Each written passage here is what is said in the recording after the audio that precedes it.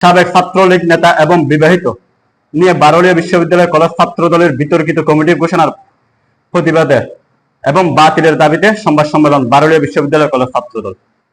আমরা জাতীয় দলের ছাত্র দলের একনিষ্ঠ কর্মী হই।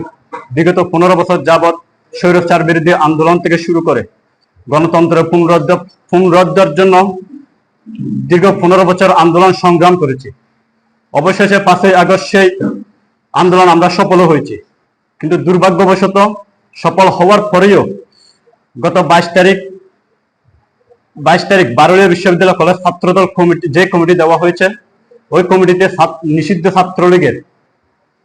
ছাত্রলীগ নেতা মিনহাজউদ্দিন এবং সাংগঠনিক সম্পাদক রায়হানুদ্দিন মুন্নাকে পুনর্বাসন করে এবং বিবাহিতকে পুনর্বাসন করে ছাত্রদলের কমিটি দেওয়া হয়েছে।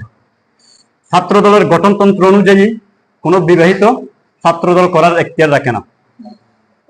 এই বিবেচনা সাপেক্ষে দক্ষিণ জেলার ছাত্রদলের আহ্বায়ক রবিউল ইসলাম রবি ভাই এবং সদস্যদের কামরুল উদ্দিন সবুজ ভাইকে আগামী 72 ঘন্টার মধ্যে যদি এই কমিটি বিলুপ্ত পুনরায় বিবেচনা করার জন্য আহ্বান জানাচ্ছি।